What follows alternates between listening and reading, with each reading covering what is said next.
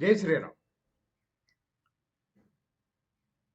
Britishers వారసత్వంగా Britishers నెలకొల్పిన Congress party వారసత్వంగా ఇంకా వాళ్ళ వాసనలు పోలేదు.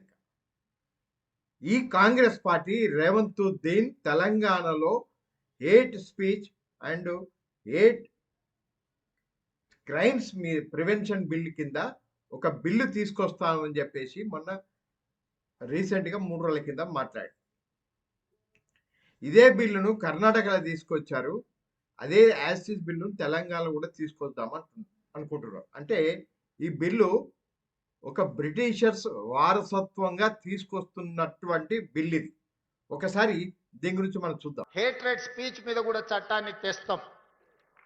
ఇతర మతాలను కించపరిచే విధంగా ఎవరైనా మాట్లాడితే చట్ట పరిధిలో వాళ్ళని శిక్షించడానికి అవసరమైన చట్టాన్ని ఈ మధ్య కాలంలోనే కర్ణాటక రాష్ట్రంలో కాంగ్రెస్ పార్టీ శాసనసభలో ప్రవేశపెట్టి ఇతర మతాలను కించపరిచే విధంగా ఇతర మతస్థులను తక్కువ చేసే విధంగా మాట్లాడితే శిక్షించే విధంగా చట్టాన్ని సవరించిండ్రు.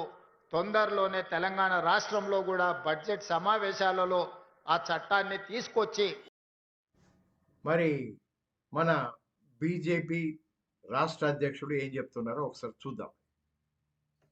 Actually provokes the people on communal line. During the last Jubilee Hills by-elections, he said that Muslims are Congress and Congress are Muslims. And he provoked the Muslim community for polarizing. మరి రీసెంట్గా రేవంత్ ఉద్దీన్ హిందూ దేవుళ్ళ గురించి కించపరుస్తూ ఏ విధంగా మాట్లాడాడో ఒకసారి మనం గుర్తు చేసుకుందాం. ఎన్ని దేవతలు ఎంతమంది దేవుళ్ళు? 3 కోట్లు ఉందా? ఎందుకున్నాయి? పెళ్లి చేసుకోవడానికి హనుమంతుడు ఉన్నాడు, 2 పెళ్లిళ్ళు చేసుకునేటోనికి ఇంకొక ఆయన దేవుడు ఉన్నాడు, మందు తాగేటోళ్ళకి ఓ దేవుడు ఉన్నాడు, ఎల్లమ్మ, పోషమ్మ, మైసమ్మ, కళ్ళు కొయ్యాలి, కోడి కొయ్యాలి అనేటోళ్ళకు, పప్పన్నం తినేటోళ్ళకు కూడా దేవుడు ఉండు. అవునా?